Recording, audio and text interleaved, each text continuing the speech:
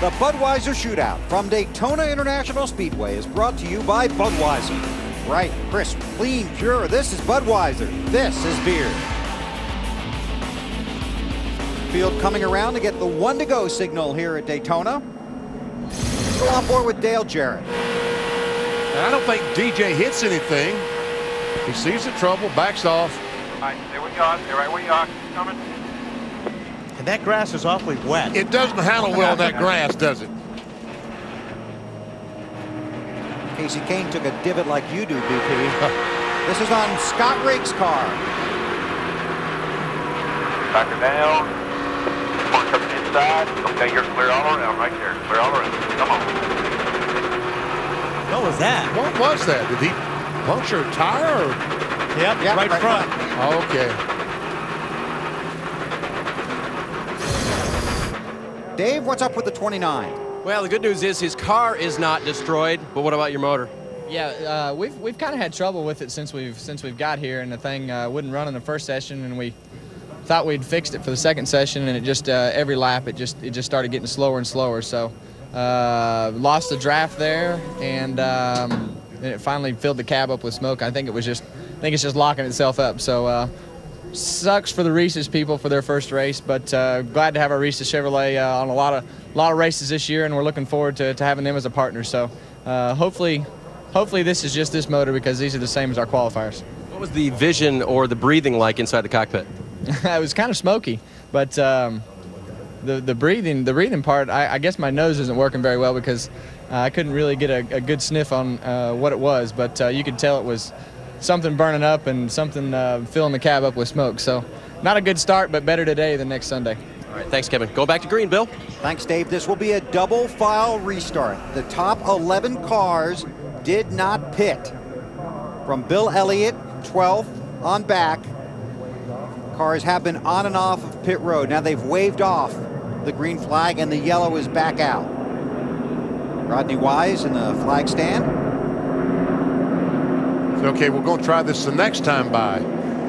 So Casey Kane says, okay, since they're not going to go back green, I'll make another pit stop. Make some more adjustments. Just 1 lap to go in this segment. I think they decided to. Did he go by his pit? Yeah, he just drove by. I don't know. I think they just waved him by.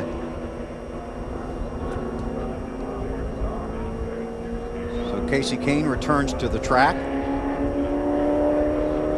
And to update the restart, it will be a double file. And again, the top 11 cars did not pit. Let's see what's coming to TNT. NBA All-Star 2006 is coming. See the T-Mobile Rookie Challenge. Watch the action of All-Star Saturday night, presented by AOL. And don't miss the spectacular All-Star game. It's NBA All-Star 2006. Coverage begins February 17th on TNT. East meets West for one dramatic weekend. The NBA All-Star Weekend begins February 17th at 9, only on TNT. Is that Riggs' car smoking back there? I don't know if that was Riggs or if it was Ryan Newman's car. Saw a car smoking down the backstretch a moment ago. 19 laps are complete. The first segment is 20 laps, and this lap will complete the first segment. We will not go back to green. They will leave the caution flag out, and that will send the field to pit road.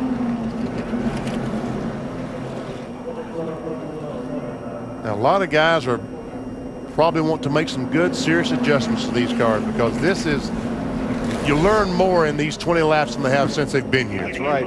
There'll be a 10-lap break for teams to work on their cars. The running order is frozen, so you cannot gain an advantage on pit road. Then there will be a 50-lap segment to complete the Budweiser Shootout. This lap completes the first 20-lap segment.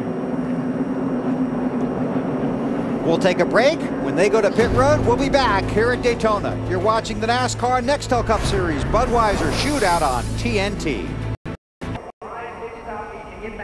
Under caution here in the Budweiser Shootout after the first 20-lap segment. The cars are all on pit road. Let's go down to Marty. Well, Ken Schrader came down pit road, obviously led for that entire segment, Bill, and the only concern for Schrader chassis-wise was that the car was just a little bit tight, but they're a little concerned about the engine because it was actually running too cold. You very rarely hear that, but Schrader never got behind anybody else for the engine to really warm up. Jimmy Johnson finished second in that first segment, and Jack Canals very happy with the car. Jimmy said it was a little bit too tight at the end of that run, but they decided to make no changes to the 48 car. Alan? Elliott Sadler in, they're going to take 4 tires, put fuel in his car, not talking about anything significant on the 38 machine. You see the work there at a fairly leisurely pace. The crew members chatting with Elliott. Up in Dale Earnhardt Jr.'s pit, driver out of the car. You see the guy in the helmet on the driver's side of the window? That's Dale Jr. He's climbed from the machine. He wanted to check out the damage himself. He wants to know what kind of confidence level he should have and whether he's still got something he can race up there for the win with in this final 50-lap segment. Matt? Alan, even though there is a brief intermission, the 99 team used this pit stop like it was actual in-race competition. Wanted to shake off the rust, treat it like it was real time.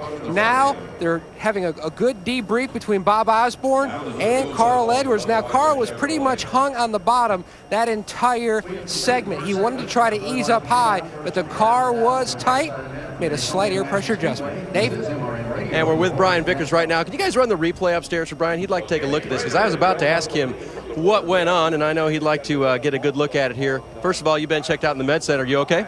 Yeah, I'm fine. You know, it's not the start that we wanted to get to the season, but you know, the GMAC Chevy team worked real hard. You know, I just always like to try to check the replay and see what all happened. But you know, we were running through 1 and 2 there, and the car jumped up on the outside of us, and you know, we were 3 wide through the middle of 1 and 2, and the car on the bottom was coming up, and the one on the top was coming down as we come off turn 2, and didn't really have anywhere to go. Just kind of got pinched, and you know, and I tried to get out of it to avoid a wreck, but you know, you can't do that because you're just gonna get hit from behind. You know, because the people behind you can't check up in time. You were looking for a spot after Jamie came around the outside there. Is that what you're saying? Was he the fast car on the outside?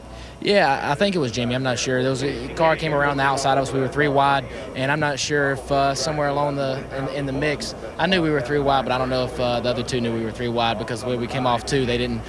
Somebody there didn't seem to think we were 3 wide, and I tried to get out of it and back up to avoid a wreck, and you know, it was just too late. Those 2 cars came across my nose, and then as I was lifting the car behind me, got in the back of us, which is, you know, if you try to get out of a 3 wide situation too quick, that's what's going to happen. You know, the guy behind you just can't react in time. But you know, it's a tough day. It's not how we wanted to start the season, but hopefully we got the blown motor out of the way. We've got the wreck out of the way. Now we can go win the Daytona 500. And the good news is Brian Vickers is okay. Bill? Thanks, Dave. Under caution here in the Budweiser Shootout. The driver of the Budweiser Chevrolet, Dale Earnhardt Jr., supervising repairs to his car. Back at Daytona International Speedway, work continues on Dale Earnhardt Jr.'s car. Junior, you had a look at it. You got something you can race with to the finish? Yeah, it didn't get run over too bad. Just a tough crash back there. Really wasn't nowhere to go. I think we'll be all right, though. All right, Dale Jr. has had a look at it, and he thinks he's got something he can work with. Bill? This is the reason we're under caution. That's on board with Dale Earnhardt Jr. Took a shot there in the left rear pretty hard, and you want to be careful that the rear wasn't bent or there was some kind of a problem there with the rear end as hard as he got hit, but seems to think it's okay. We saw this earlier. Carl Edwards down on the bottom here in the 99 car, and he's coming up on Casey Kane, ducks below the yellow line, actually has the car on the apron, which is tricky in itself. But that's a no-no, and NASCAR is going to send him to the back. Matt? Well, he hit the intermission in the 4th position, but NASCAR is going to send you to the back. Your thoughts on that move, which, by the way, nice save. Thanks. I don't know if I can share my thoughts on the penalty on the air. That was just me trying not to wreck the whole field. Casey was going to block me a little bit, and that's too bad they think that way, but we got 50 laps. So I guarantee we'll be back up the front, but we might have to do some more of that. Hopefully they don't penalize us the same. And NASCAR's rule is now if he had made that move and then given that position back, he would have been okay, but he did not give the position back. That's why he's going to the back. Snyder? Well, Matt, Ken Schrader started up front and finished this race up front, and we talked about the water temperature issue. That was very low for Schrader. Now, for a guy who told me before the race you didn't care about all those laps in the middle, you sure ran up front an awful long time. I told you earlier I didn't want to go to the back, get in the middle of them guys and split them up and get 3 wide. That looked a little dangerous to me, so I thought I'd try to keep us 2 by 2. You were so considerate for that. Talk about the car, and are you worried about those two Hendrick cars right behind you? Well, you know, we got one right behind us on the start, though. That's good. You know, when they teamed up, they were real good, but 99 of Carl Edwards came up and gave us a good boost. So, heck, we got a long way to go and a pit stop, so we'll just see how we fly home in this Air Force Ford. Schrader said the worst thing that could happen is the 24 and 48 get together, Dave. And with Jamie McMurray right before he fires it up. Jamie, you were almost involved in that. How close was that? It was close. I got a big run on the outside of the 25, and you know, you're trying to get back down, and I'm not sure if he got tight, but I couldn't turn the wheel because I was so free there. Somebody was on my left rear, and you know, we're fortunate to stay out of that. It's you never know what's going to happen when those wrecks go on. So our car is really fast. The Crown Royal Ford Fusion is, I think it might be the car to beat here in this next segment. All right, we'll keep an eye on that. They made a couple of changes to fix a car that was a little bit tight. Thanks, Dave. The field beginning to form, and we'll go back to racing here at Daytona. But first, we have to work on some of the equipment. Make sure the lens is clean on the onboard camera for the final 50 laps of the Budweiser Shootout.